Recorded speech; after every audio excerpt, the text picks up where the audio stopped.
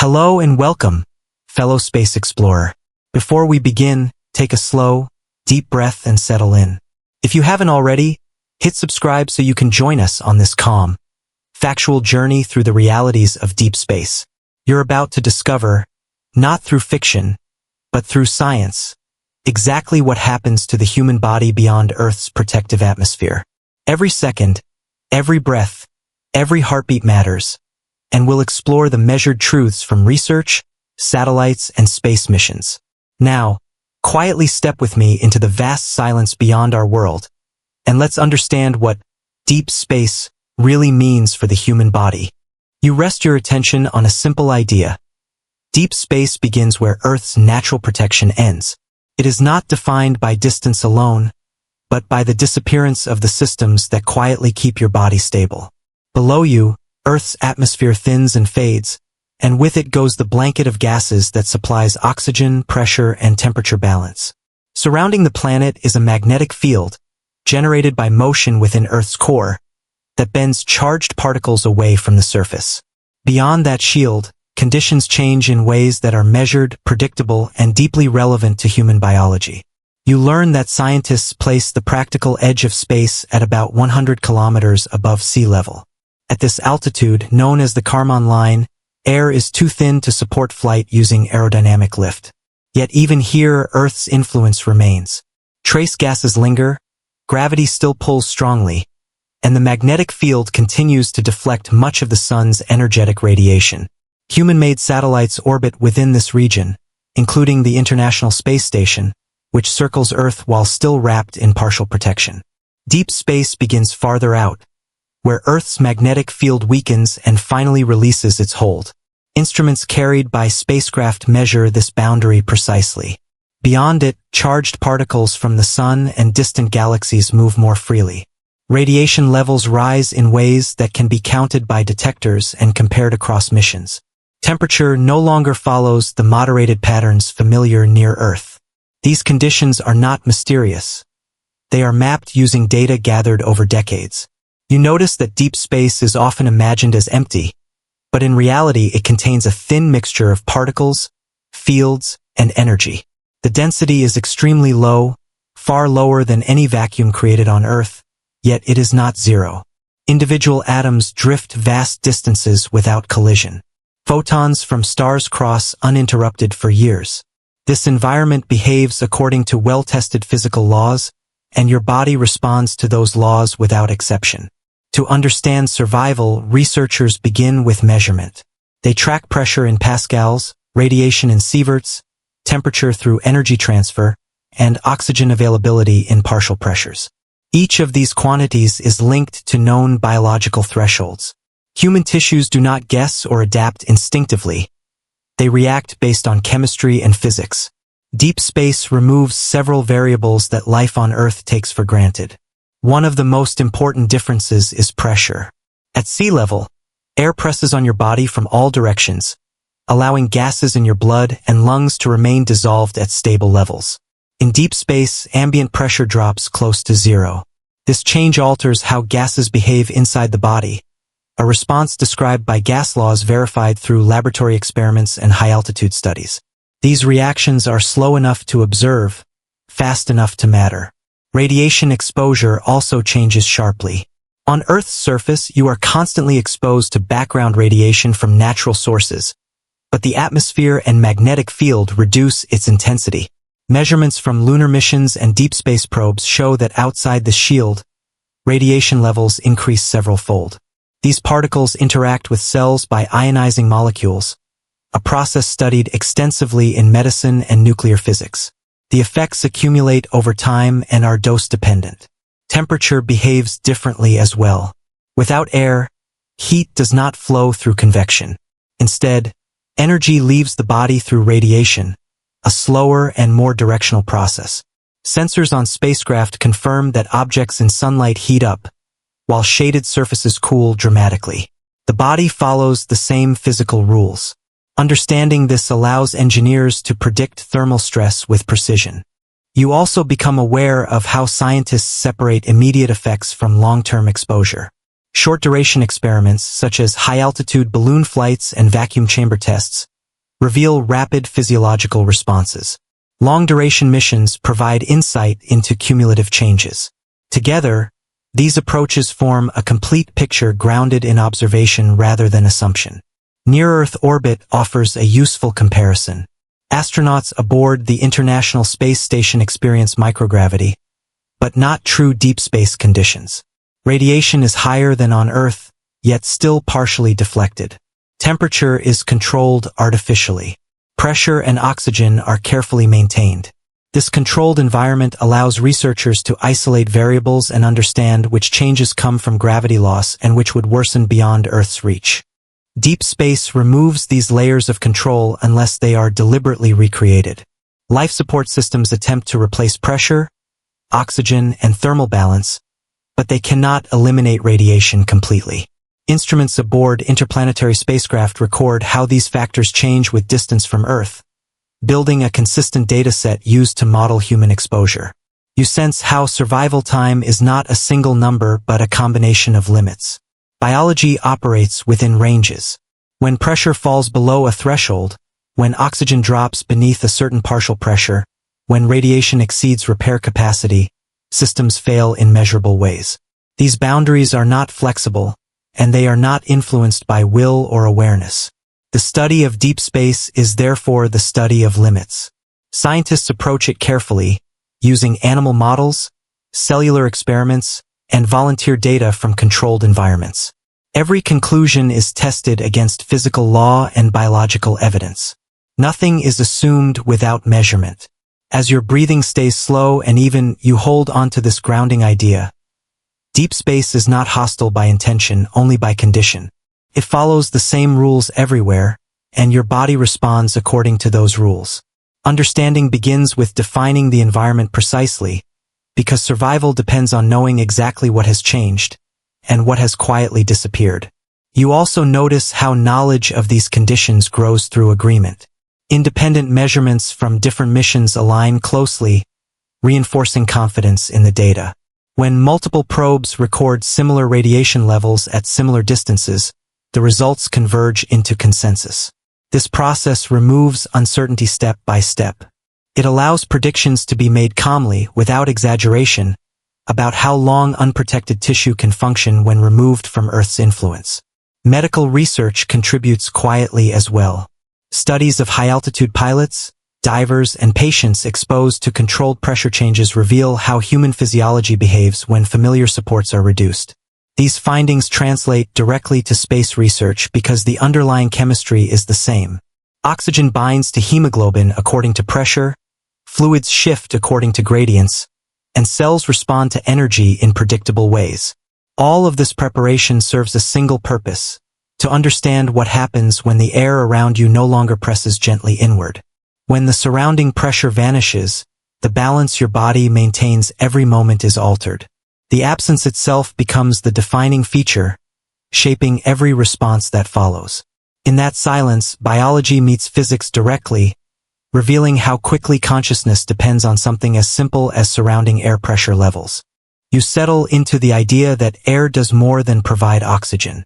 It presses inward on your body at all times, shaping how gases dissolve in your blood and how fluids stay where they belong. When that pressure vanishes, the change is immediate and measurable. This is not a violent tearing or bursting, but a quiet shift governed by physical laws that have been tested in laboratories, aircraft, and spaceflight environments. In a vacuum, air molecules move freely away from any region of higher pressure. Inside your lungs, oxygen and nitrogen are normally held in balance by the pressure outside your chest. When that external pressure drops rapidly, gases inside the lungs expand.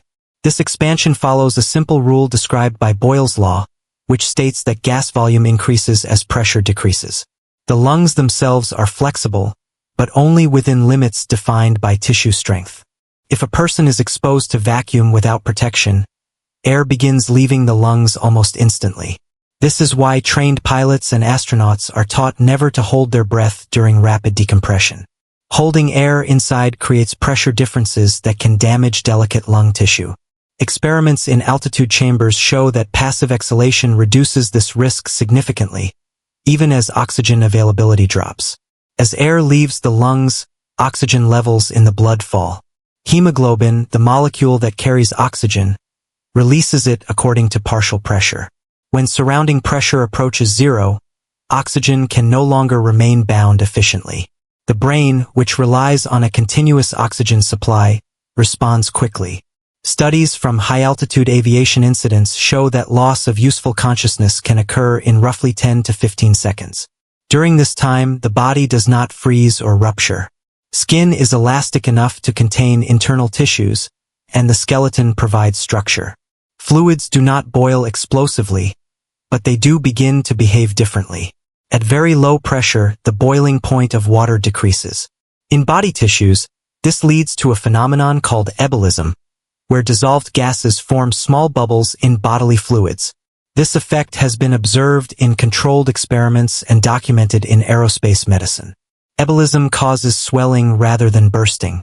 Tissues expand slightly as gases come out of solution. This expansion is limited by skin and connective tissue, preventing catastrophic damage. The sensation would likely involve pressure and discomfort, but not immediate structural failure. These responses are slow enough to be recorded, yet fast enough to be dangerous without intervention.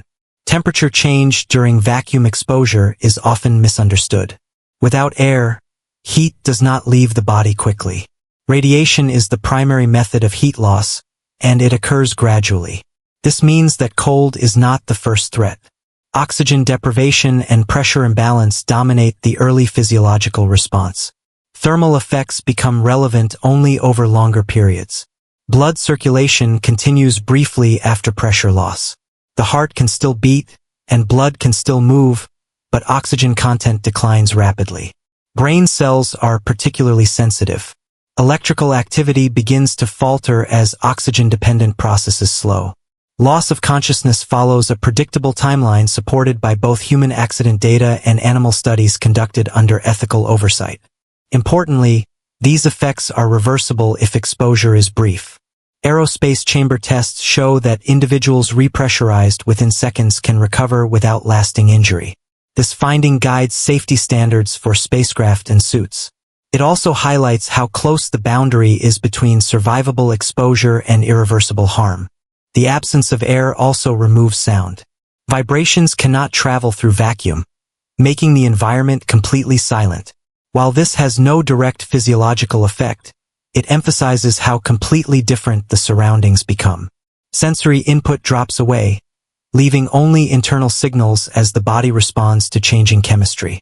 Research into vacuum exposure began long before human spaceflight.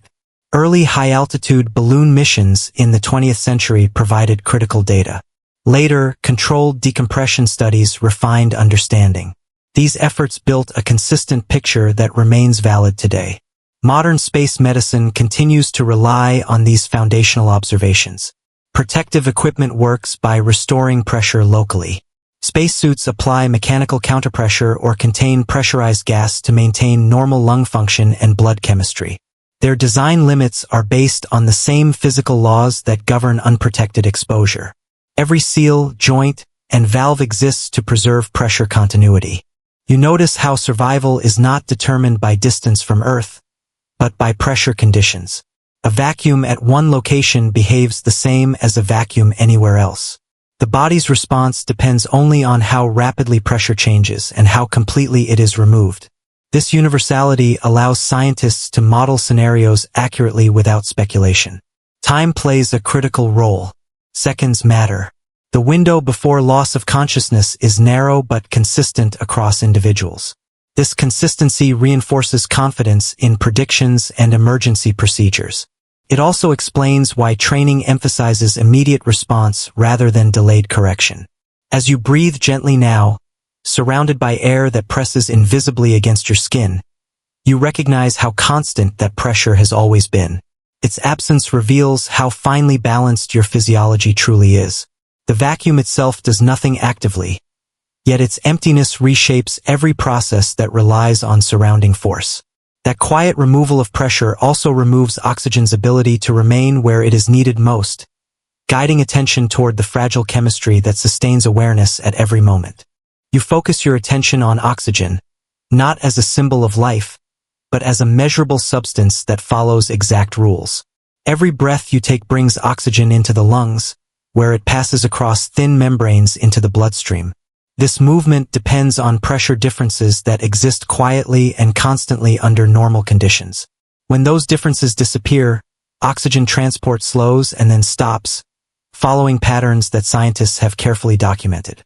Inside the lungs, millions of tiny air sacs provide a large surface area for gas exchange. Oxygen enters these sacs and diffuses into nearby blood vessels.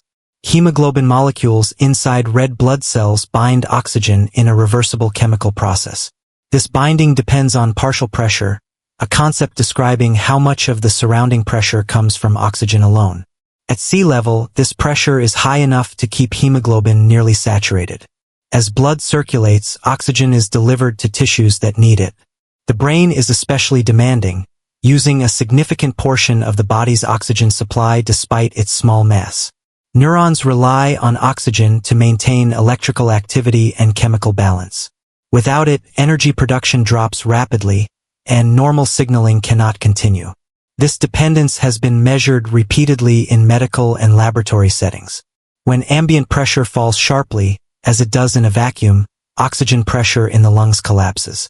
Even if some oxygen remains present, it can no longer enter the bloodstream efficiently. Hemoglobin releases its bound oxygen instead of picking up more. Blood leaving the lungs carries progressively less oxygen with each heartbeat. This decline follows a predictable curve that has been mapped through altitude chamber experiments. As oxygen delivery drops, the brain responds first. Within seconds, subtle changes occur in attention and coordination. These effects have been recorded in pilots exposed to sudden cabin depressurization. Reaction times slow, vision narrows, and judgment becomes impaired. These signs are not emotional responses but direct consequences of reduced cellular energy availability. Loss of consciousness typically follows within 10 to 15 seconds. This range is consistent across individuals, reflecting the shared biology of human brains. Neurons can function briefly without oxygen by using stored energy, but these reserves are limited. Once depleted, electrical activity diminishes, and awareness fades.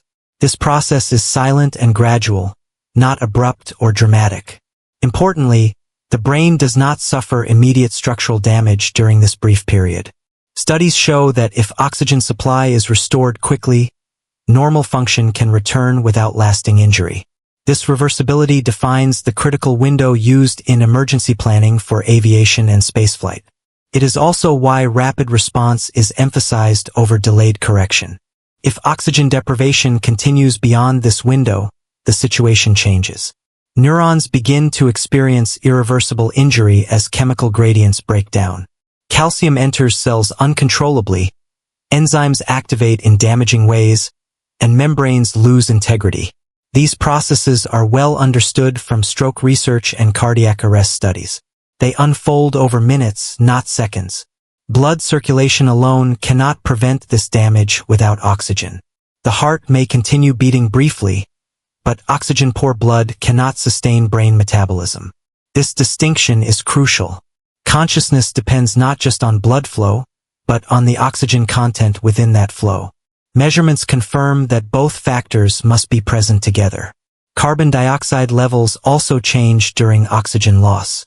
As oxygen drops, carbon dioxide accumulates because it cannot be expelled effectively. Rising carbon dioxide increases blood acidity, further disrupting cellular function. This chemical shift contributes to discomfort and urgency during hypoxic exposure, as observed in controlled experiments. The sensation of air hunger arises from this imbalance. Specialized receptors in the brainstem monitor blood chemistry and signal distress when oxygen is low or carbon dioxide is high. These signals operate automatically, independent of conscious thought. In rapid decompression, they may activate briefly before consciousness is lost. You notice how these responses are uniform and predictable. There is little variation across healthy individuals. This consistency allows scientists to define thresholds with confidence. It also explains why training emphasizes recognition of early symptoms, even though the time available to respond is short. Animal studies conducted under strict ethical standards support these findings. They show similar timelines for oxygen deprivation and recovery. Cellular behavior remains consistent across mammalian species, reinforcing the reliability of human data. This convergence strengthens scientific understanding without relying on speculation. Modern monitoring devices measure oxygen saturation in real time. Pulse oximeters, blood gas analyzers, and brain imaging tools all confirm the same sequence of events. Oxygen drops, neural activity slows, consciousness fades. Each step aligns with physical and chemical principles established long before spaceflight. As you remain still, breathing steadily, you become aware of how seamlessly oxygen normally supports awareness. Every thought depends on molecules moving invisibly through blood and tissue. This process is continuous, fragile, and entirely physical. When pressure changes remove oxygen's ability to bind and travel, the mind responds without delay. That dependence reveals why survival timelines are measured in seconds, and why restoring pressure and oxygen is the first priority in any life support system designed to keep consciousness intact. You allow your attention to rest on temperature, a property that feels intuitive on Earth but behaves very differently when air is gone. Here, warmth and cold are shaped by contact with surrounding gases, by moving air that carries heat away or brings it closer. In space, that familiar process disappears. What remains is a quieter exchange of energy that follows precise physical rules. Heat moves in three fundamental ways: conduction, convection, and radiation. On Earth, conduction transfers heat through direct contact. Convection moves heat through fluids like air or water, and radiation allows energy to travel as electromagnetic waves. In space, only radiation remains significant. This difference reshapes how the human body gains and loses heat when exposed beyond Earth's atmosphere. Without air, heat does not rush away from the body. There is nothing to carry it off through moving molecules. Instead, energy leaves slowly, radiating outward from warm surfaces. The rate of this loss depends on surface temperature, surface area, and emissivity, a measure of how efficiently a material emits radiation. Human skin radiates heat steadily, but not rapidly. This means that cold is not the first danger in vacuum exposure. Measurements from spacecraft and spacesuit testing confirm that body temperature drops gradually, not instantly. The absence of air creates thermal isolation rather than rapid freezing. This finding corrects a common misunderstanding and is supported by both physics calculations and experimental observation. At the same time, space is not uniformly cold. Temperature depends strongly on exposure to sunlight. Objects in direct sunlight absorb energy from the sun's radiation. Without air to distribute this heat, sunlit surfaces can become very warm. Spacecraft sensors routinely record large temperature differences between illuminated and shaded areas only a short distance apart. The human body follows the same physical laws. Skin exposed to sunlight absorbs energy, raising local temperature. Skin in shadow radiates heat away and cools. This uneven heating can create thermal stress over time. Engineers account for this by designing spacesuits with reflective layers and controlled insulation, guided by thermal modeling. You notice how temperature in space is defined not by the surrounding environment, but by energy balance. Heat gain from radiation must equal heat loss for temperature to remain stable. When this balance is disrupted, temperature changes predictably. This concept is central to thermal physics and is used across astronomy and engineering. The body normally regulates temperature through sweating, shivering, and changes in blood flow. These mechanisms rely on air to carry heat away or toward the skin. In vacuum, sweating becomes ineffective because evaporated sweat does not remove heat efficiently without surrounding air. Blood flow adjustments still occur, but their impact is limited. Core body temperature remains relatively stable for a short time, protected by tissue insulation and slow radiative loss. However, over longer periods, imbalance accumulates.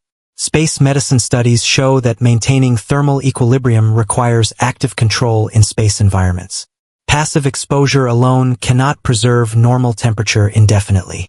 Radiative heat loss follows the Stefan-Boltzmann law, which relates emitted energy to the fourth power of temperature. This relationship means that as the body cools, heat loss slows further. Cooling becomes progressively gentler rather than accelerating. This behavior has been confirmed through thermal vacuum chamber tests. Similarly, heating from sunlight follows inverse square principles and surface absorption characteristics. Distance from the sun and angle of exposure matter. Near Earth's orbit, sunlight delivers a known energy flux that has been measured precisely by satellites. This allows accurate prediction of heating effects on exposed surfaces. These principles explain why astronauts can experience both overheating and cooling risks in space. Without atmospheric moderation, extremes depend on orientation and exposure rather than ambient conditions. The body itself does not sense these changes immediately, because temperature receptors are tuned to skin and blood temperature, not environmental energy flow. Over time, uneven heating can affect tissues. Localized warmth increases metabolic demand, while cooler areas reduce circulation. These shifts are subtle at first but measurable. Long-duration exposure without regulation would eventually disrupt internal balance, reinforcing the need for controlled thermal environments. Research into these effects draws from multiple fields. Spacecraft thermal engineering provides quantitative data on energy exchange. Human physiology explains how tissues respond to temperature gradients.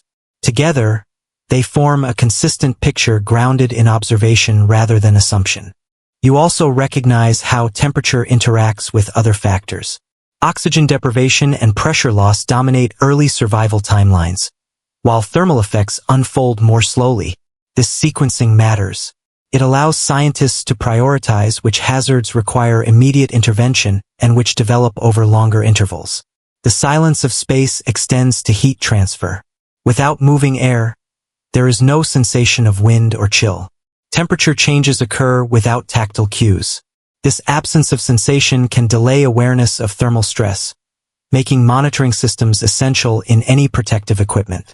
As your breathing remains slow, you become aware of how carefully balanced your temperature is right now. Heat generated by metabolism is constantly released into surrounding air, maintaining equilibrium.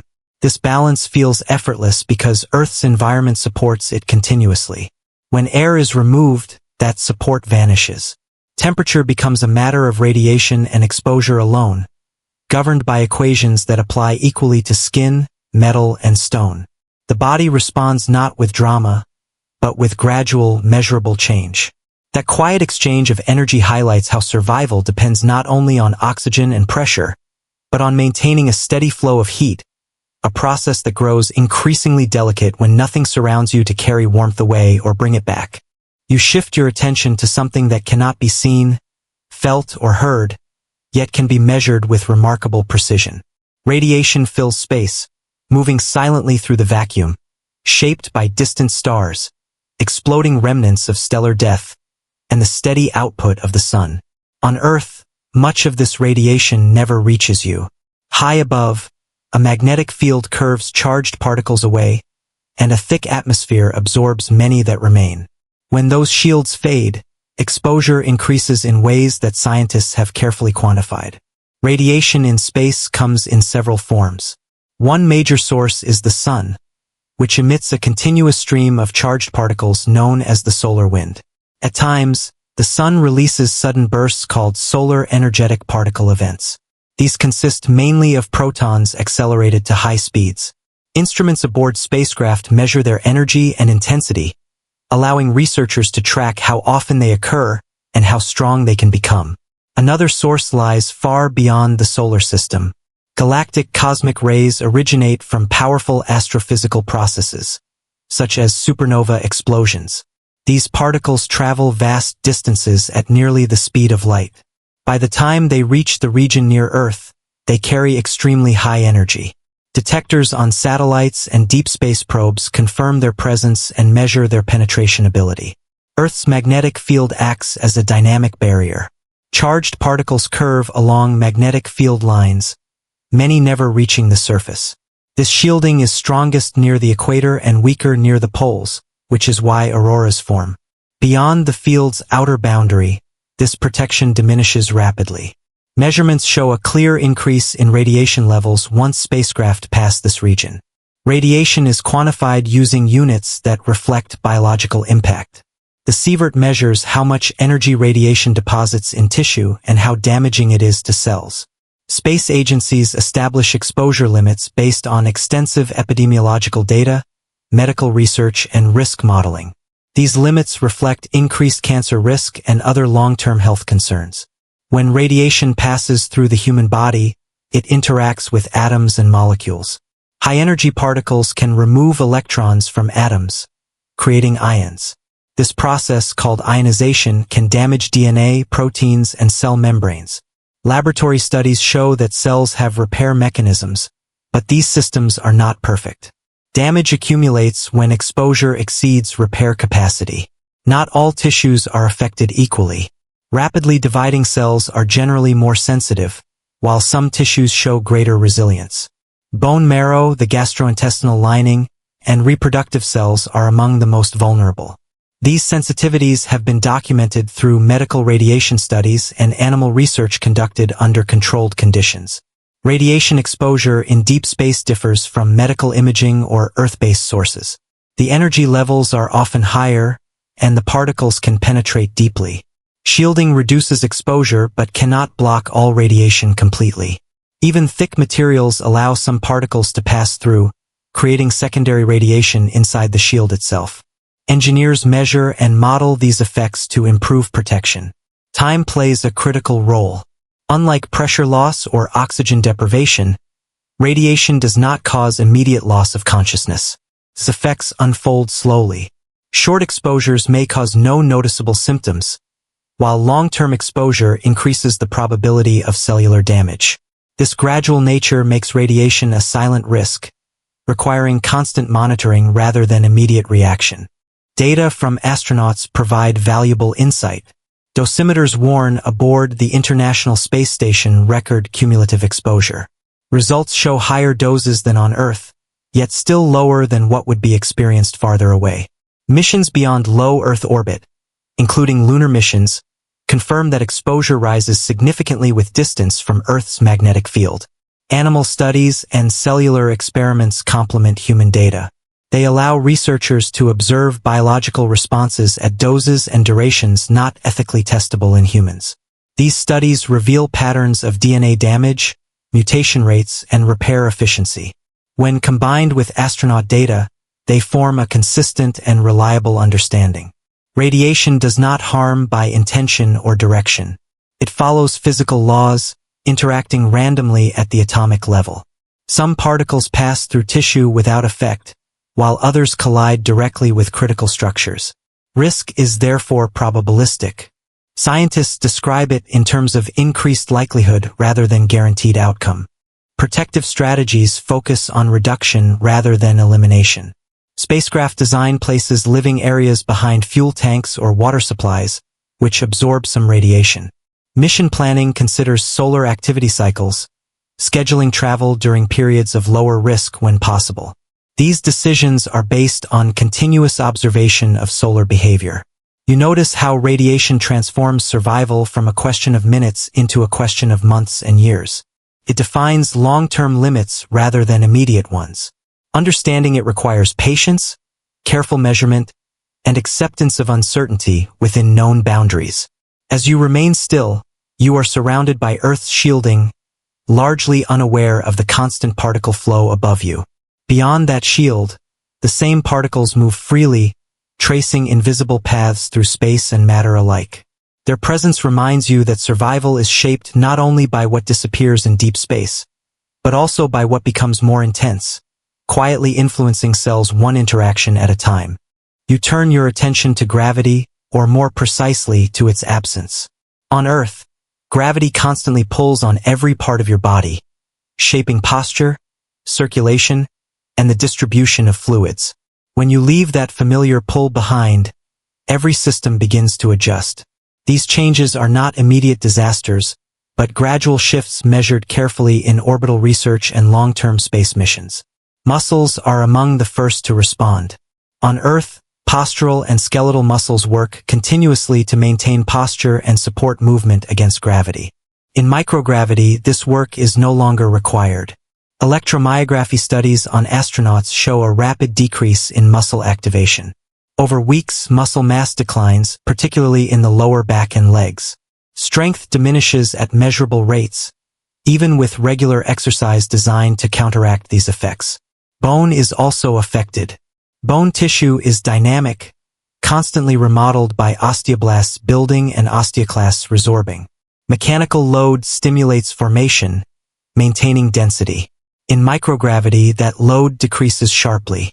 Dual-energy X-ray absorptiometry measurements show reductions in bone mineral density over long missions. Loss is most pronounced in weight-bearing bones like the femur and spine. Calcium released from bones enters the bloodstream, increasing urinary excretion and changing renal handling, all of which are carefully monitored by medical teams. Fluids shift toward the head. On Earth, gravity pulls blood and interstitial fluid downward, but in orbit, fluid redistributes evenly. This change is visible in astronauts' facial swelling and reduced leg volume. Intraocular pressure increases slightly, affecting the shape of the eyeball and sometimes altering vision.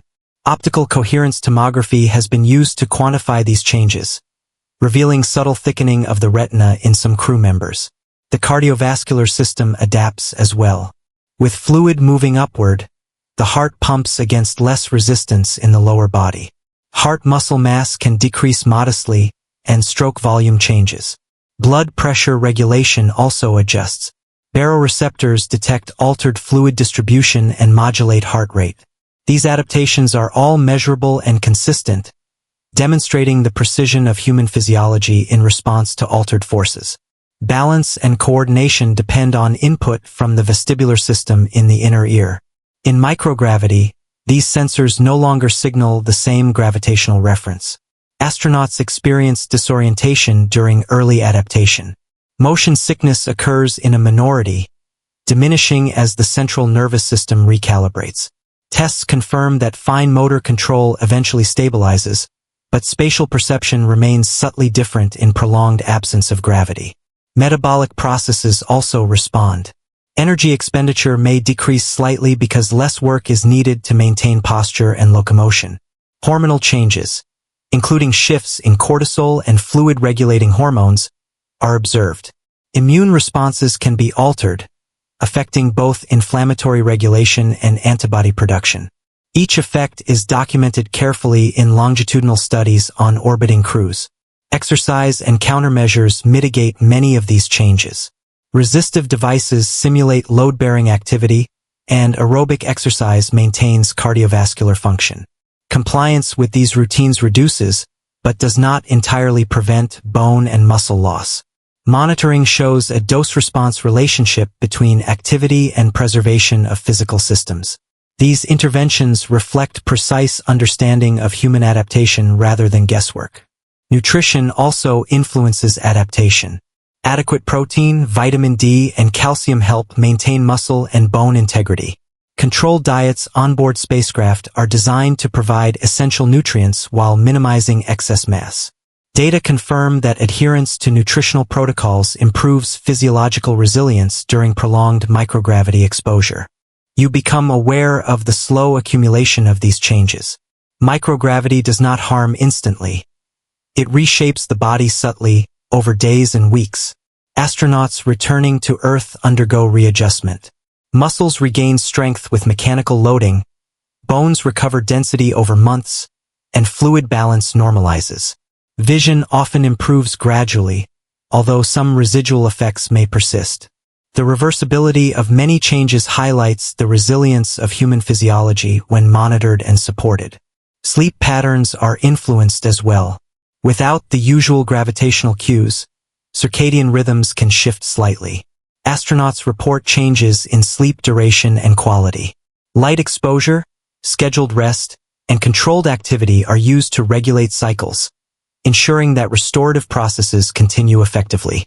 Physiological monitoring demonstrates that these interventions stabilize both hormonal secretion and alertness.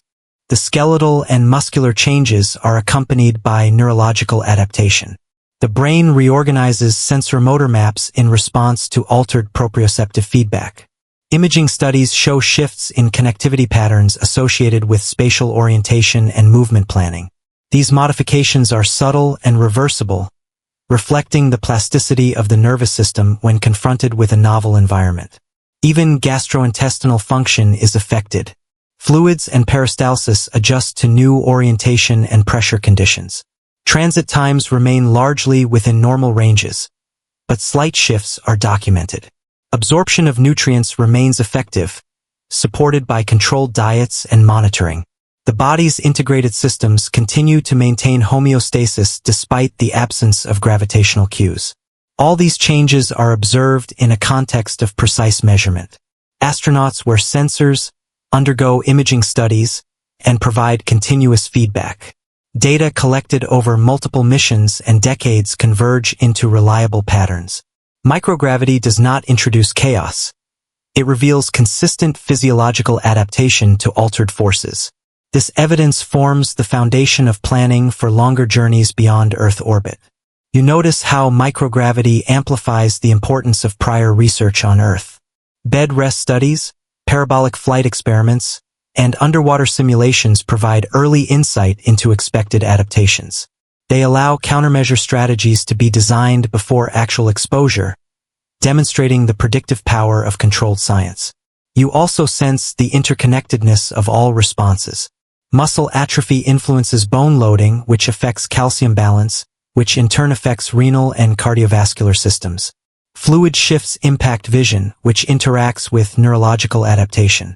Each system responds in measurable ways to the same underlying change: the near absence of gravitational pull. That continuous observation of slow adaptation highlights how human physiology balances delicately against environmental forces. Even when gravity fades, the body responds with predictable, measurable change, teaching how life is shaped by the subtle presence or absence of a force that is otherwise invisible. You turn your attention inward, to the fluids that carry nutrients, oxygen, and waste throughout your body. On Earth, gravity gently guides these liquids, keeping blood pooled in your legs and lymph moving steadily. When that guidance disappears in space, fluids redistribute. The shift is subtle, measurable, and uniform across most individuals. Blood moves upward toward the head, interstitial fluids adjust, and small changes in pressure affect cellular function. This fluid redistribution influences many processes. Circulatory pressure in the upper body increases slightly, while the lower body experiences mild hypoperfusion. Sensors in the heart and major vessels detect these changes and adjust heart rate and vascular tone accordingly. Studies aboard the International Space Station confirm that these adjustments are predictable and consistent with the principles of cardiovascular physiology. Cellular behavior also responds to altered fluid distribution. Cells rely on precise concentrations of ions such as sodium, potassium, and calcium to function. Fluid shifts can modify extracellular and intracellular ion balance, altering how signals travel along nerves and muscles. Experiments in microgravity demonstrate that cells adapt gradually, maintaining viability but modifying metabolic rates in response to the environment. Water itself behaves differently. On Earth, it moves in predictable ways due to gravity-driven convection and hydrostatic pressure. In microgravity or vacuum conditions, diffusion becomes the dominant mechanism for transport. Fluids cling to surfaces and form spheres due to surface tension, a property studied in orbital laboratories. Within tissues, water movement relies entirely on osmotic gradients, which remain intact but are subtly influenced by overall fluid redistribution. Dehydration becomes a particular concern in environments where evaporation is altered. In the absence of air, sweat does not evaporate efficiently. This reduces cooling but also decreases water loss through the skin. Nevertheless, total body fluid balance can shift due to changes in renal function and fluid intake patterns. Astronauts and high-altitude pilots provide quantitative data on these shifts, showing small but measurable variations in plasma volume. Electrolyte balance is closely monitored because it is essential for nerve conduction and muscle contraction. Sodium and potassium gradients across cell membranes are maintained by ion pumps powered by ATP, Altered fluid distribution can transiently affect these gradients, slightly modifying excitability. Controlled studies demonstrate that the body compensates over hours to days, but prolonged exposure without correction would eventually impair function. On a cellular level, oxygen and nutrient delivery remain dependent on blood flow. As fluids move upward, microcirculatory patterns adjust. Capillary pressure changes are small but measurable, affecting how efficiently oxygen diffuses into tissues. Tissue oxygenation declines in predictable ways if exposure is extended, reinforcing the importance of pressure and oxygen regulation for survival. Waste removal also relies on fluid balance. Metabolic byproducts such as carbon dioxide, urea, and lactate are carried away in plasma. When distribution shifts, the kidneys respond to maintain homeostasis. Filtration rates adjust subtly, and urine composition changes according to the body's need to balance electrolytes and volume. These mechanisms are precisely documented in spaceflight research and medical studies. Cells themselves are remarkably resilient. Laboratory experiments demonstrate that individual cells can withstand temporary reductions in oxygen and pressure, provided these changes are limited in duration. Cellular repair mechanisms activate when minor damage occurs, and apoptosis removes irreparably damaged cells. This ability to respond reliably to environmental stress is fundamental to understanding human survival outside Earth's atmosphere. Biochemical reactions continue according to established rates, but temperature and pressure changes influence enzyme kinetics. In microgravity or low-pressure conditions, reaction rates adjust slightly, yet remain within ranges compatible with life if other factors are controlled. These principles allow scientists to predict cellular responses with high accuracy during exposure to extreme environments. Hydration strategies are important for maintaining stability. Fluid intake compensates for losses due to altered renal excretion and minor insensible losses. Electrolyte supplementation helps preserve ion gradients critical for nerve and muscle function. Data from both astronauts and high-altitude aviators show that careful monitoring of intake maintains homeostasis and supports cognitive and physical performance. You notice how interconnected these processes are. Fluid movement influences cell volume, which affects ion balance, which in turn shapes nerve and muscle signaling. Temperature, pressure, and oxygen all interact with fluid chemistry to create a complex yet measurable system. Small perturbations in one parameter cascade predictably through the others. These responses are neither mysterious nor unpredictable. Controlled experiments in vacuum chambers, parabolic flights, and orbital missions provide extensive quantitative data. Researchers measure shifts in plasma volume, electrolyte levels, intracellular ion concentration, and cellular metabolism. Observations converge consistently, reinforcing confidence in the models used to estimate human tolerance in extreme conditions. Even brief exposure to low pressure or microgravity reveals these effects. Fluid redistribution occurs within minutes, ion gradients adjust, and oxygen transport begins to decline in the absence of supporting pressure. Cellular processes continue, adapting to new conditions as long as the environment remains within survivable limits. These observations emphasize that survival is a function of carefully maintained chemistry, not chance. You become aware of how delicate this balance truly is. Every heartbeat, every capillary pressure, every movement of water across a cell membrane contributes to the quiet orchestration that maintains awareness and function. Without air, gravity, or shielding, these processes remain measurable and governed by predictable physical and chemical principles. That ongoing orchestration underscores the interdependence of oxygen, pressure, and chemical balance. Even when one parameter is altered, the body's systems respond in ways that are consistent, gradual, and understandable. This precision allows researchers to define safe windows for exposure, guiding the design of protective systems that preserve life in the extreme conditions beyond Earth. You begin by focusing on time, not as a concept of clocks, but as the measurable progression of biological response in space. Each second counts differently depending on which system of the body you consider. Physiologists categorize survival timelines into immediate, short-term, and longer-term intervals, using data collected from high-altitude pilots, vacuum chamber experiments, and brief exposures in orbit. Understanding these intervals allows you to see how the body responds in stages to the extreme environment of deep space. Within the first seconds, pressure loss dominates. Air disappears from the lungs, oxygen partial pressure drops, and nitrogen previously dissolved in tissues begins to form bubbles. This process, governed by physical laws such as Boyle's and Henry's, affects the lungs and circulatory system rapidly. If a person exhales during decompression, structural injury is minimized. Studies from parabolic flight experiments and controlled decompression chambers confirm that this immediate response is predictable and uniform across healthy individuals. Simultaneously, the brain reacts to oxygen loss. Within roughly 10 to 15 seconds, electrical activity declines as neurons experience hypoxia.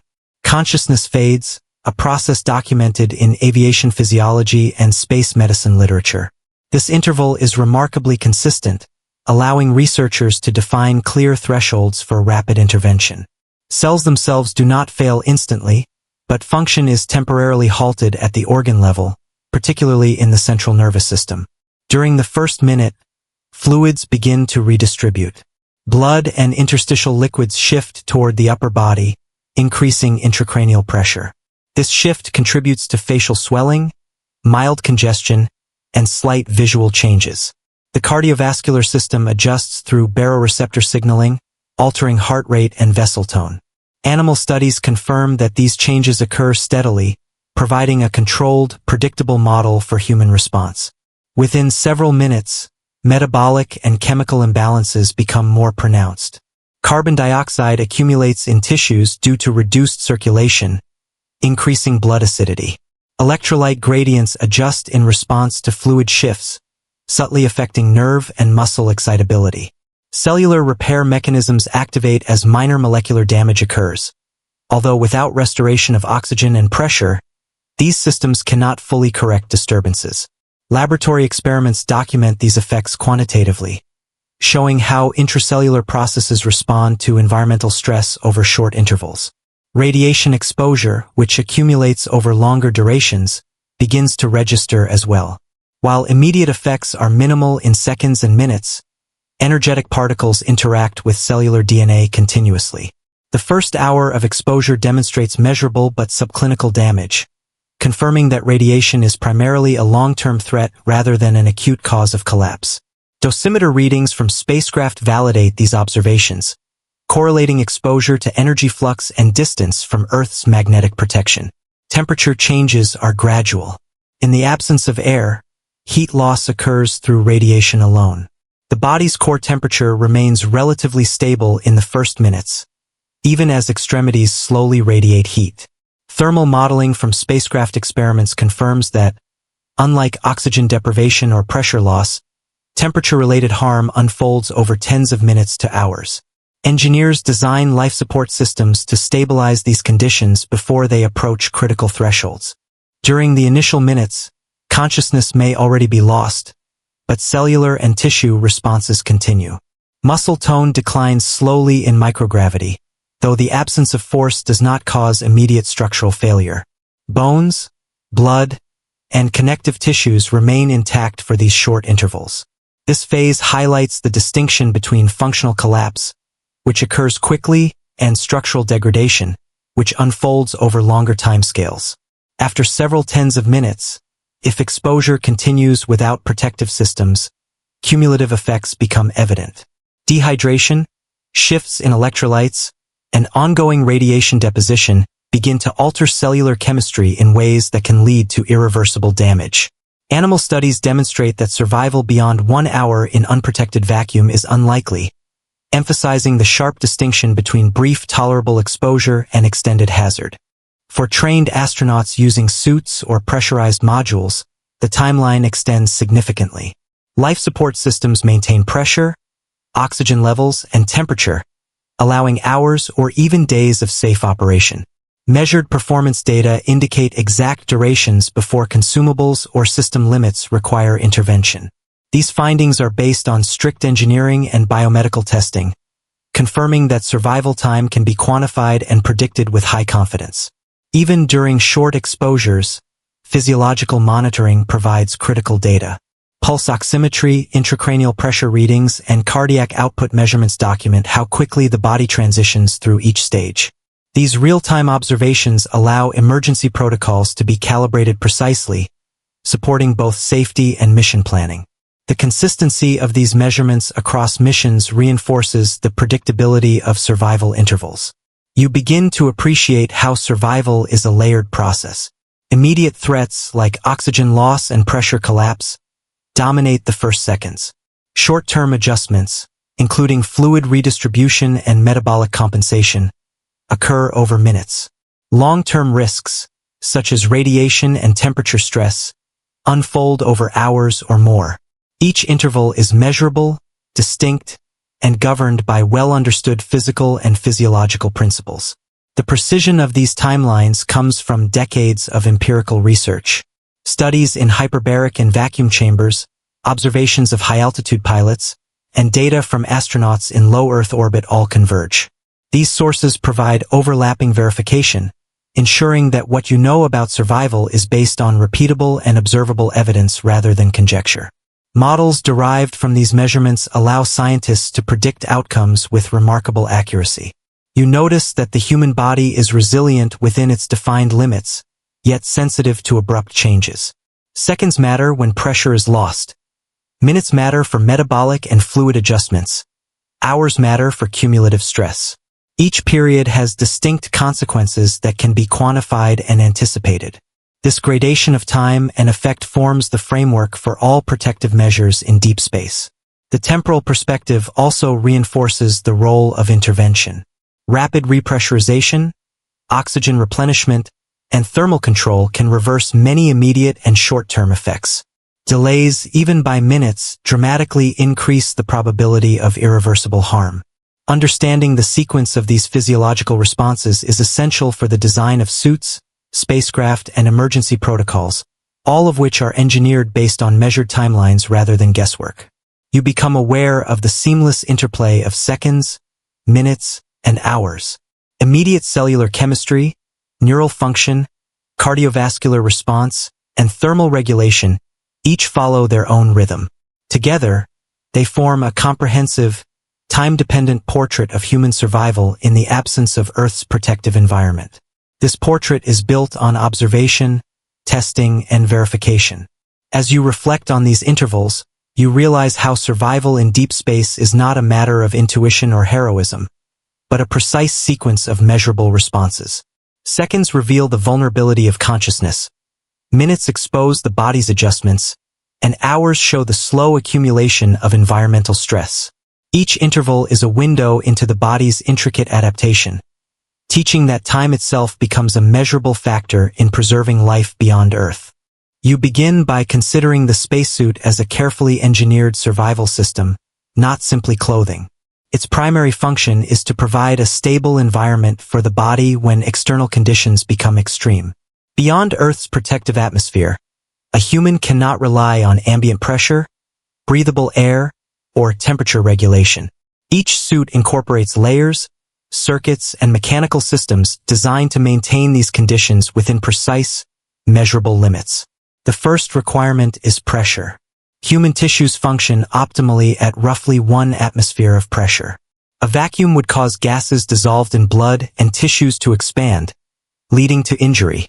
Modern suits maintain a pressurized environment using a combination of flexible bladders and restraint layers. These bladders are inflated to a target pressure, typically around 0.3 to 0.4 atmospheres, which is lower than sea level but sufficient to support life when paired with a high oxygen mixture. Laboratory testing confirms that this pressure maintains cellular integrity and permits normal cardiovascular function. Oxygen delivery is carefully controlled. High oxygen mixtures allow hemoglobin to remain saturated even at lower suit pressures. Flow rates are calibrated based on metabolic demand, which varies with activity level. Sensors constantly measure oxygen partial pressure within the helmet and throughout the suit's breathing circuit. Failures are rare, but redundancy is critical. Suits include multiple regulators and backup tanks. Data from extravehicular activities confirm that these systems consistently provide breathable air for periods ranging from 6 to 8 hours under standard operation. Thermal regulation is another critical component. As you recall from studies of heat transfer, space lacks air for convection, leaving radiation as the primary mode of heat exchange. Suits employ reflective outer layers, insulation, and active cooling systems using circulating water or phase change materials. These measures maintain core body temperature within safe limits while allowing heat generated by muscle activity to escape gradually. Thermal sensors distributed throughout the suit allow real-time adjustments, ensuring that temperature remains within a narrow, survivable range. Radiation protection is more limited but still essential. Materials in the suit attenuate some solar and cosmic radiation. While not a full barrier against high-energy particles, the suit reduces exposure during extravehicular activity. Data from dosimeters worn by astronauts show that radiation doses are significantly lower within the suit than in unprotected space, though prolonged exposure remains a concern. Designers balance shielding weight with mobility, optimizing survival for the duration of planned operations rather than indefinite exposure. Mobility is integrated with protection. Restraint layers and joints are engineered to allow bending and rotation while maintaining internal pressure. Extensive testing in neutral buoyancy pools and parabolic flights evaluates joint flexibility under realistic load. This testing ensures that astronauts can perform fine motor tasks, move limbs efficiently, and manipulate equipment without compromising the integrity of the pressure system. Communication systems are embedded directly into helmets, maintaining connection with mission control while isolating the body from external air and pressure fluctuations. Electronics are designed for vacuum operation, with redundant circuits and environmental shielding. Voice and telemetry data are continuously monitored to confirm that both the human and mechanical systems operate within safe parameters. Waste management and hydration are accounted for in design. Integrated collection systems allow fluids to be stored and removed without breaking the pressurized seal. Water reservoirs connect to the cooling loop, allowing metabolic heat regulation while also providing hydration. These systems have been tested repeatedly, demonstrating reliable function over hours of extravehicular activity. Emergency protocols are built into every suit. Manual pressure release valves, redundant oxygen supplies, and communication backups allow astronauts to respond to partial system failures. Performance data from actual spacewalks and ground simulations confirm that these protocols provide enough time to return to a safe environment, even under unexpected circumstances. The maximum operational duration is therefore defined not by human endurance alone, but by consumables, system limits, and redundancy measures. Data logging and telemetry provide continuous assessment. Pressure sensors, oxygen meters, temperature probes, and heart rate monitors record hundreds of measurements per second. Engineers and medical officers analyze this data to verify that each suit maintains life-supporting conditions within acceptable tolerances. The consistency of these results across multiple missions demonstrates that survival is predictable when suits function as designed. Training also reinforces the suit's capabilities. Astronauts practice donning, operating, and troubleshooting suits under simulated vacuum conditions. Neutral buoyancy and thermal vacuum facilities allow measurement of metabolic rates, heat transfer, and mobility while wearing the suit. These exercises confirm that the design parameters match human physiological requirements, ensuring that protective measures are effective under realistic operational conditions. Limitations remain. Suits are designed for finite durations and activities. Continuous operation beyond tested periods increases risk of oxygen depletion, battery exhaustion, or thermal imbalance. Radiation shielding cannot fully prevent high-energy particle penetration. Designers document these limits precisely, using empirical measurements rather than assumptions. Astronauts are trained to respect these parameters, understanding that survival depends on staying within the verified operational envelope. Redundancy reduces risk but does not eliminate it entirely.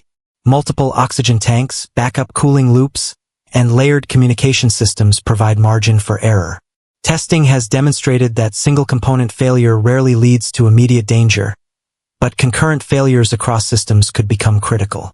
Data from extravehicular activity logs reinforce this principle, guiding the development of even more robust designs.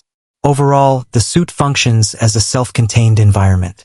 It integrates pressure, oxygen, thermal control, radiation reduction, mobility, communication, hydration, and waste management. Each system is measurable, tested, and verified independently and in combination. Performance data confirm that when all elements operate within specified limits, survival is maintained and physiological function remains within acceptable ranges. You notice how the suit represents applied science at every level. Materials are selected based on thermal emissivity, tensile strength, and permeability. Circuits are engineered for reliability in vacuum and radiation. Fluid systems follow principles of hydrodynamics and thermoregulation. Human physiology is continuously monitored and matched to engineering parameters. Together, they form a tightly coupled, evidence-based system designed for measurable survival. The precision of the suit's design highlights a broader principle. Survival in deep space is never accidental. Every layer, sensor, and valve is informed by observation, experiment, and verification. Redundancy and measurement provide confidence, ensuring that the human body remains within tolerable limits. Wearing the suit, the body becomes part of a controlled environment, bridging the gap between life on Earth and the vacuum of space. That careful integration of engineering and physiology reveals how technology extends human capacity. By maintaining pressure, oxygen, temperature, and radiation exposure within known limits, the suit transforms an environment that would otherwise be instantly fatal into one that is survivable for hours. It demonstrates that measurable, tested protection is the key to life beyond Earth. You expand your awareness from individual protection to the larger systems that sustain life in orbit. Beyond a suit, the spacecraft itself functions as a controlled environment. Every volume of air, every liter of water, and every watt of electricity is managed precisely. These systems exist to replicate Earth-like conditions, providing pressure, breathable air, temperature control, and protection from radiation. Their operation is measurable, repeatable, and continuously monitored to ensure the human body remains within survivable parameters. The atmosphere inside a spacecraft is carefully regulated. Oxygen is maintained at levels similar to those found at sea level or slightly reduced for efficiency. Nitrogen, carbon dioxide, and trace gases are continuously monitored. Sensors detect concentration changes in real time. Carbon dioxide scrubbers remove excess CO2, preventing accumulation that could impair cognition or harm respiratory function. Oxygen generators replenish the supply, often through electrolysis of water, providing a controlled, renewable source. Data from long-duration missions confirm that these systems maintain air composition within narrow, safe tolerances. Pressure is equally critical. The spacecraft hull functions as a rigid, continuous shell, maintaining near-Earth atmospheric pressure against the vacuum of space. Pressure sensors provide continuous readings, triggering alarms and automatic correction if deviations occur. Redundant pumps and valves ensure that even if one component fails, overall pressure remains within safe limits. Controlled depressurization tests confirm that the hull and support systems perform reliably under expected stress, and operational margins are defined precisely through engineering analysis. Temperature regulation inside the spacecraft is accomplished using thermal control systems. These systems circulate coolant through heat exchangers, dissipating energy from electronics, lighting, and human metabolism. Radiators transfer excess heat to space, while insulation reduces heat loss to the cold vacuum. Thermistors and automated controllers maintain temperature within a narrow range suitable for human comfort and physiological stability. Data collected from orbit confirm that temperature regulation is highly reliable over long durations. Radiation protection is provided by both the spacecraft structure and additional shielding in critical areas. Aluminum hulls, water tanks, and specialized panels attenuate solar and cosmic radiation. Dosimeters measure accumulated exposure continuously, allowing crews to track doses over time. While spacecraft cannot block all high-energy particles, shielded compartments and operational protocols reduce total exposure, demonstrating measurable mitigation based on precise observations rather than assumption. Water and waste management systems sustain bodily function. Recycled water is filtered, purified, and monitored for chemical and microbial safety. Urine and condensate collection is routed through treatment systems that recover potable water. Flow rates, pressure levels, and chemical concentrations are continuously monitored. These systems maintain homeostasis by ensuring that fluid balance, hydration, and sanitation remain consistent, even in microgravity, supporting survival for extended missions. Energy is managed carefully to maintain all life support systems. Solar arrays, batteries, and power distribution units ensure that critical systems such as air circulation, temperature control, and communications remain operational at all times. Redundancy ensures that backup power is available in case of failure. Data from spacecraft logs confirm that energy management is sufficient for hours, days, or weeks, depending on mission design, providing a measured buffer that supports human survival reliably. Redundancy and failure mitigation are essential.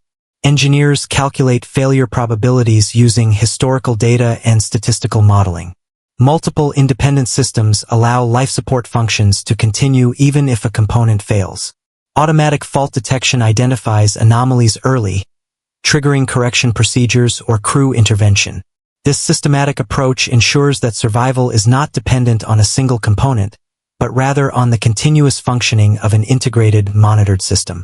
Continuous monitoring integrates biological and mechanical data. Sensors track temperature, pressure, oxygen concentration, and CO2 levels, while crew health monitors measure heart rate, blood pressure, and activity levels. Data fusion allows operators on Earth and aboard the spacecraft to evaluate both environmental conditions and human response simultaneously. Deviations trigger alerts, adjustments, or procedural interventions, all designed to maintain life within well-defined tolerances. Life support systems also account for the long-term effects of microgravity. Circulation, fluid balance, and ventilation are managed to offset subtle physiological changes that occur over weeks or months. Humidity is controlled to prevent condensation and microbial growth, and air circulation ensures even distribution of oxygen and removal of metabolic byproducts. Each parameter is quantifiable and continuously adjusted to maintain a stable environment for the human body. The spacecraft hull itself provides mechanical protection against micrometeoroids and debris. Impact shielding, layered materials, and controlled hull thickness reduce the risk of puncture. Structural monitoring detects deformation or breaches. These measurements confirm that hull integrity is maintained within predictable limits, further securing the controlled environment inside. You notice how the integration of all these systems creates a habitat that is carefully balanced. Pressure, oxygen, temperature, radiation, water, energy, and waste management work together in a coordinated manner. Each system has measurable tolerances, sensors, and feedback loops, creating an environment that functions as a self-regulating extension of the human body. Survival depends not on chance, but on maintaining these parameters within precise, verifiable ranges. Operational protocols reinforce this reliability. Crews follow scheduled maintenance, system checks, and emergency drills to ensure that every life support system functions as intended. Historical mission data show that systematic adherence to these protocols prevents incidents from escalating into dangerous situations. The reliability of survival is therefore built upon both engineering design and disciplined operational practice. Long-duration monitoring confirms consistency. Multiple missions have recorded system performance over months or years. Variations in oxygen, pressure, temperature, and radiation are minor, and corrective actions are well-defined. These observations provide confidence that life support systems, when maintained and operated according to design, reliably sustain human life far from Earth. You begin to appreciate that survival is a product of both human physiology and mechanical precision. The spacecraft transforms a hostile environment into a controlled space, allowing oxygenation, circulation, thermal regulation, and radiation protection to occur within defined limits. Redundancy, monitoring, and calibration ensure that these parameters remain stable, quantifiable, and predictable. That careful orchestration of air, pressure, temperature, energy, and radiation underscores a central principle. Human survival in space is measurable, not speculative. Each system's performance is verified through observation, testing, and continuous monitoring. Together, These systems create a habitable zone, a controlled environment in which the human body can function, adapt, and endure even in the absence of Earth's protective atmosphere and magnetic shield. You begin by considering the extensive data collected from astronauts who have spent months aboard the International Space Station. These missions provide a unique window into how the human body responds to prolonged exposure to microgravity, radiation, and isolated, closed environments. Every measurement, from bone density scans to cardiovascular monitoring, is part of a carefully documented record that allows researchers to quantify the effects of life beyond Earth. Muscle atrophy is among the most consistently observed changes. Studies show that postural muscles, particularly in the lower back and legs, lose mass over time in microgravity. Strength reduction is measurable, typically around 10 to 20% after 1 month and increasing with mission duration. Exercise protocols involving resistive devices and treadmill routines reduce this loss, and data demonstrate that astronauts who adhere strictly to these routines preserve more muscle mass than those who do not. Bone density declines similarly, with weight-bearing bones being most affected. Dual-energy X-ray absorptiometry scans indicate losses of around 1 to 2% per month in long-duration astronauts. Calcium liberated from bone enters the bloodstream and is excreted in urine, slightly increasing the risk of kidney stones. These patterns are consistent across multiple missions, confirming a predictable physiological response to prolonged microgravity. Post-mission recovery involves months of rehabilitation, during which bone mass gradually returns toward pre-flight levels, though full recovery may vary between individuals. Cardiovascular adaptation is also documented. The redistribution of fluids toward the upper body reduces heart workload initially, leading to minor changes in heart size and stroke volume. Baroreceptor sensitivity adjusts over time, regulating heart rate in response to altered fluid distribution. Upon return to Earth, astronauts experience orthostatic intolerance, evidenced by lightheadedness or fainting when standing. Studies quantify these effects, showing recovery over days to weeks with monitored reconditioning. The eyes and vision are influenced by fluid shifts. A subset of astronauts experience changes in intraocular pressure, leading to slight flattening of the eyeball or thickening of the retina. Optical coherence tomography measurements confirm these subtle structural changes. While vision often returns to baseline post-flight, some alterations may persist for months, highlighting a slower recovery process compared with muscles and bones. The immune system demonstrates measurable but moderate modulation. Long-duration missions show shifts in white blood cell counts and altered cytokine profiles. Reactivation of latent viruses, such as Epstein-Barr, is documented in some astronauts, suggesting stress-mediated immunological effects. Research indicates that these responses are reversible, though they highlight the importance of monitoring immune function and minimizing infection risk in isolated environments. Fluid balance, hydration, and renal function adjust predictably. Plasma volume initially declines, contributing to the cardiovascular changes described earlier. Electrolyte levels and urinary output shift subtly, and monitoring ensures that deviations remain within safe limits. These adaptations are gradual and reversible, confirming that controlled life support systems effectively maintain homeostasis despite environmental stress. Sleep and circadian rhythms are affected by the station's artificial lighting and orbital schedule. Astronauts often experience altered sleep duration or fragmentation. Polysomnography and actigraphy data indicate changes in sleep architecture, including reductions in slow wave and REM sleep. Controlled lighting schedules, sleep hygiene, and pharmacological aids have been shown to mitigate these effects, restoring more typical patterns over time. Radiation exposure accumulates slowly, and dosimeter readings from long-duration missions quantify this increase. While short-term health effects are minimal, cumulative exposure is carefully tracked to ensure long-term risk remains within acceptable limits. Shielding, operational planning, and mission duration limits are based on these observations, illustrating a measured approach to risk management rather than speculation. Psychological adaptation is another documented area. Isolation, confinement, and distance from Earth introduce stress, which can influence mood, performance, and sleep. Surveys, behavioral observation, and physiological stress markers provide quantifiable data. Findings indicate that crew cohesion, structured routines, and support from mission control reduce negative effects and help maintain both mental and physical health throughout extended missions. Nutrition is precisely controlled and monitored. Caloric intake, macronutrient balance, and vitamin and mineral supplementation are measured to maintain body mass and metabolic function. Compliance with dietary protocols correlates with preservation of muscle, bone, and overall health, emphasizing the importance of controlled intake in long-duration survival.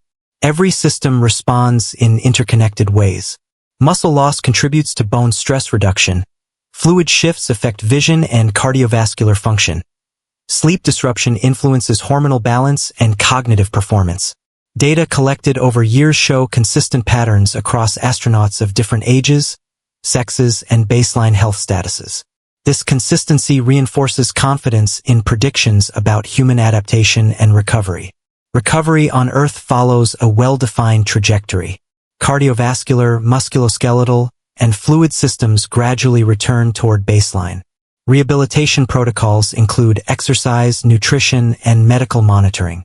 Vision and immune changes may resolve more slowly, demonstrating the differential rates at which various physiological systems respond to the removal of microgravity and isolation stressors. The pace of recovery is quantifiable, allowing planning for mission scheduling and post-mission health management. The value of these observations lies in their precision. Medical imaging, laboratory analysis, and continuous physiological monitoring provide detailed timelines for adaptation and recovery. These data are repeatable, reproducible, and grounded in rigorous methodology. They offer a factual basis for designing longer missions, planning interventions, and estimating human limits in the absence of Earth's gravity. Lessons from long-duration missions emphasize predictability rather than uncertainty. Every observed change, from muscle atrophy to fluid redistribution, is measurable, allowing scientists and engineers to implement countermeasures effectively. The data confirm that human survival in space, while challenging, is governed by consistent, observable physiological principles. You notice how these extensive measurements create a comprehensive picture of human adaptation. Each system's response is interdependent, yet predictable within defined limits. Monitoring, countermeasures, and controlled interventions allow humans to live and work safely in an environment that would otherwise be hostile. Long-duration missions demonstrate that survival is not left to chance, but relies on systematic observation, engineering design, and disciplined physiological management. The evidence collected from these extended missions reminds you that human bodies are both resilient and measurable. Physiological changes are gradual, reversible, and quantifiable. Each effect, whether in muscles, bones, cardiovascular function, vision, or immune response, is carefully documented and monitored.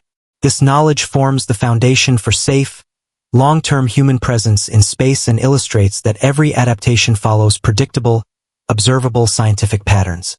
Even as you consider months of exposure in orbit, the data show that the human body remains remarkably capable when supported by engineering, life support systems, and structured interventions. The combination of careful observation, repeatable measurements, and controlled countermeasures ensures that survival, adaptation, and recovery are all scientifically understandable processes.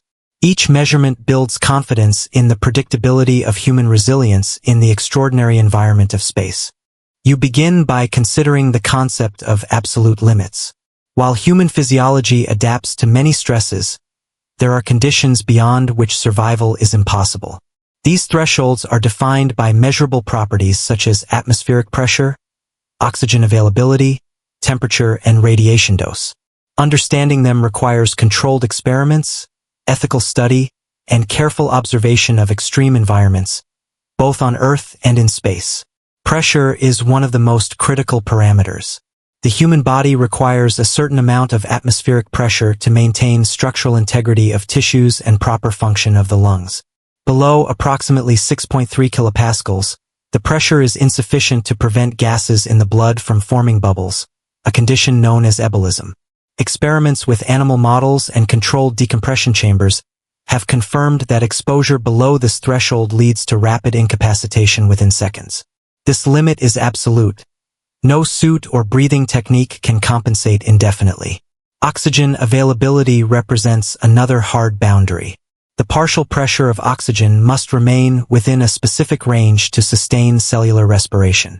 Prolonged exposure to hypoxic conditions, even at pressures above vacuum, results in irreversible organ damage within minutes.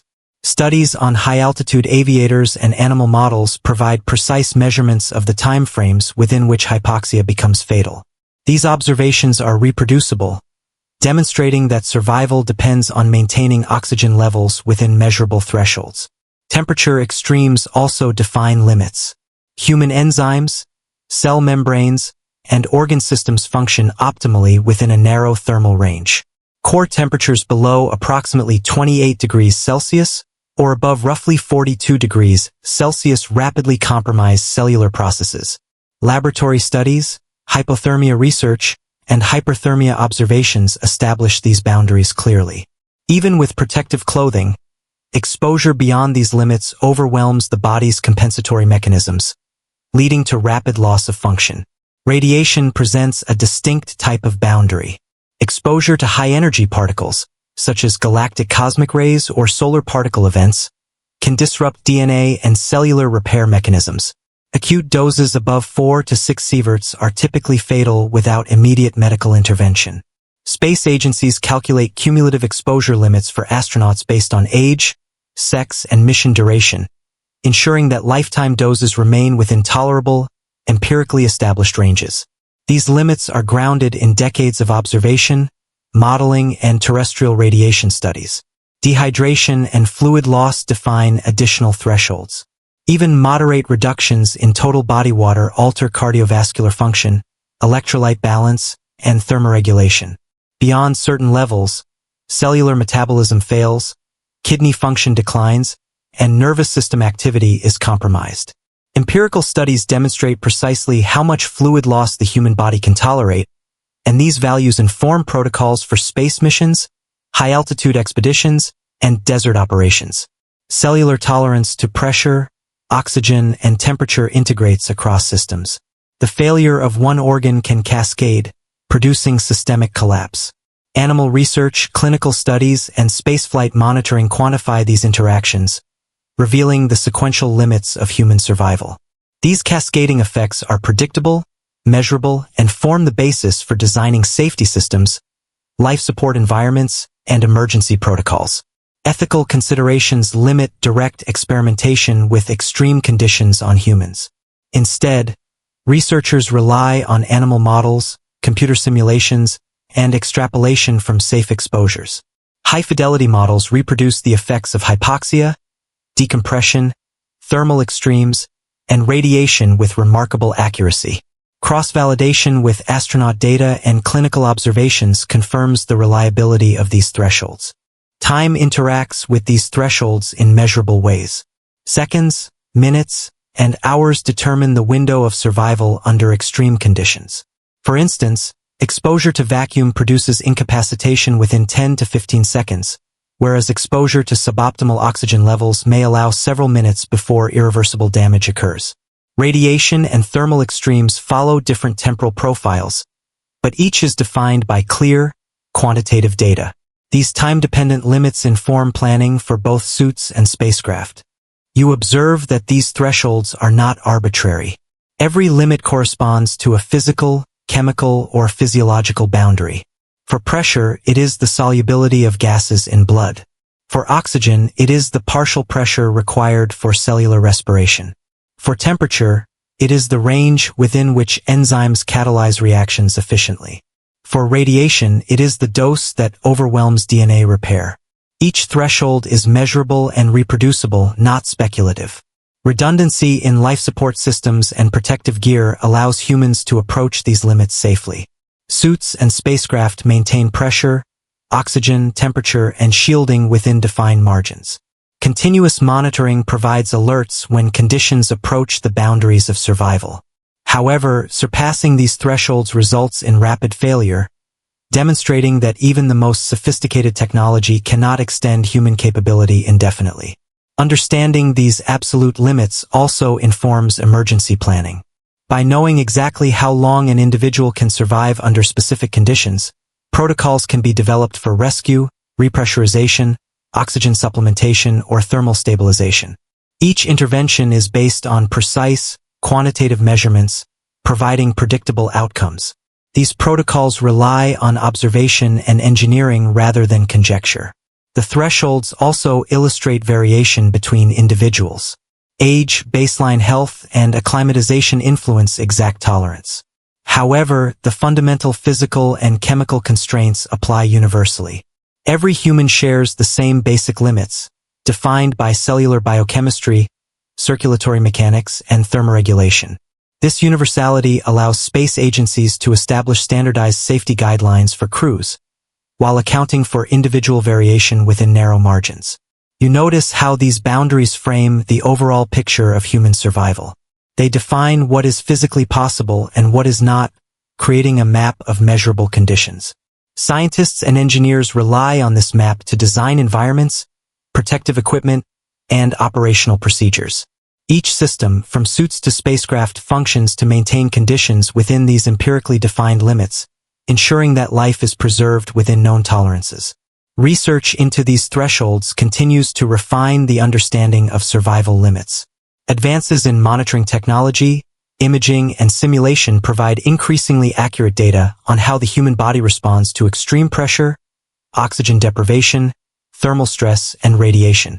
These refinements do not change the fundamental thresholds, but allow for better safety margins and more effective intervention strategies. You begin to perceive the clarity this knowledge provides. Survival in extreme environments is no longer a matter of guesswork. Seconds, minutes, and hours of exposure can be quantified. Pressure, oxygen, temperature, and radiation limits are measurable. The human body's response follows reproducible patterns, predictable with careful observation and analysis. These facts, rather than fear or imagination, define what is survivable and what is not. By observing these absolute boundaries, you also recognize the role of preparation. Protective suits, spacecraft, life support systems, and operational protocols exist to ensure that environmental conditions remain within safe margins. The intersection of biology and engineering is precise. Systems are designed based on verified human limits, and every parameter is continuously measured to prevent accidental crossing of thresholds. That understanding reinforces a fundamental principle. Human survival is governed by observable, measurable physical and physiological laws. Beyond certain points, no adaptation, training, or technology can compensate. These limits define the edges of what is possible, guiding the design of all protective systems and the planning of every mission beyond Earth's atmosphere. You begin by stepping back and considering survival as a measurable, quantifiable phenomenon.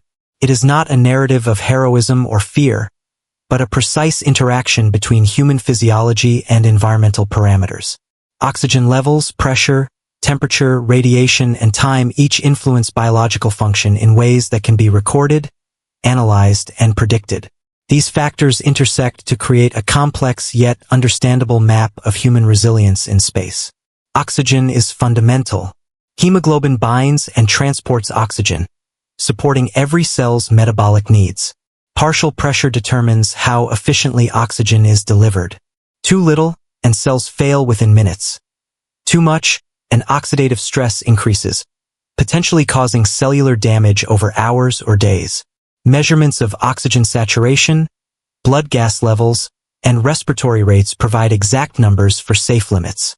Observations from aviators, high-altitude climbers, and astronauts converge to establish reproducible thresholds. Pressure provides structure to survival. At sea level, the atmosphere maintains tissue integrity and supports pulmonary function. In low-pressure environments, dissolved gases form bubbles, causing embolism and vascular damage. Laboratory studies with animals and rapid decompression experiments quantify the limits precisely. Continuous monitoring ensures that suits and spacecraft maintain pressure within a range compatible with physiological needs. Data demonstrate that the margin between safety and injury is narrow, yet measurable and predictable. Radiation is a more subtle factor. Energetic particles from the sun and cosmos interact with DNA and cellular repair systems. Dosimeters quantify exposure, and epidemiological studies establish safe cumulative limits. Radiation risk is assessed probabilistically, using decades of observational data from astronauts and terrestrial populations exposed to high-energy environments. Science defines acceptable exposure and informs operational decisions, illustrating how measurement transforms uncertainty into calculated risk. Time integrates these variables into a dynamic framework. Survival depends not only on the magnitude of environmental stress but also on its duration. Seconds of vacuum, minutes of hypoxia, hours of thermal extremes, or cumulative radiation over months each have measurable effects. Physiologists model these interactions, producing timelines that predict loss of consciousness, organ failure, or irreversible cellular damage. Such models rely on observation, data collection, and verification, forming the foundation for life support system design. Life support systems and protective suits are engineered to maintain each variable within its safe range. Pressure, oxygen, temperature, and radiation shielding are continuously monitored. Redundant systems provide a buffer against failure. Telemetry records every parameter, allowing scientists to correlate environmental conditions with physiological responses. Performance logs from missions confirm that when these systems function within specified limits, survival is assured. Measurements validate the efficacy of technology in preserving life. Physiological responses themselves are measurable. Heart rate, blood pressure, oxygen saturation, and core temperature provide real-time indicators of adaptation. Fluid shifts, muscle atrophy, and bone density loss are documented over longer periods using imaging, biochemical assays, and functional tests. Even subtle changes, such as shifts in intraocular pressure or immune markers, are recorded. These data points allow scientists to define exact tolerances, recovery timelines, and countermeasure effectiveness. Ethical research underpins all knowledge. Direct experiments on humans in extreme conditions are limited, but simulations, animal models, and non-invasive monitoring produce accurate, reproducible results. The use of controlled experiments ensures that conclusions about survival limits are reliable. Peer-reviewed studies verify that thresholds for oxygen, pressure, radiation, and temperature reflect consistent, observable patterns, not anecdotal speculation. Understanding survival in this way transforms perception. It is not a binary of life or death determined by chance, but a set of measurable interactions governed by physical laws and biological responses. Each parameter, oxygen, pressure, temperature, radiation, has a defined operational window. Crossing these boundaries produces predictable consequences. Staying within them allows humans to endure conditions far removed from Earth's surface. The integration of these measurements also illustrates the interdependence of systems. Reduced pressure affects oxygen transport. Fluid shifts influence cardiovascular and visual function. Radiation accumulates over time, interacting with cellular repair processes. By combining environmental data with physiological monitoring, scientists create a comprehensive, quantitative understanding of survival. These interconnections highlight that survival is a dynamic process, constantly adjusted and monitored. Data from past missions provide empirical validation. Observations from astronauts, pilots, and controlled experiments converge to produce reproducible timelines for adaptation and failure. These datasets allow scientists to calibrate suits, spacecraft, and life support systems accurately. Each measurement contributes to an evolving map of human capability and limitation, ensuring that predictions are not hypothetical but evidence-based. Measurement also informs contingency planning. By knowing exactly how long an individual can tolerate specific conditions, engineers design suits, spacecraft, and protocols to maintain safety. Rapid interventions are defined according to measurable timelines, such as repressurization within seconds or oxygen replenishment within minutes. These protocols are evidence-based, derived from observation and testing rather than intuition, ensuring reliable survival outcomes. You notice how scientific measurement transforms abstract threats into actionable knowledge. Hypoxia is no longer an unknown danger. Its effects are timed, predictable, and reversible within defined windows. Vacuum exposure is no longer speculative.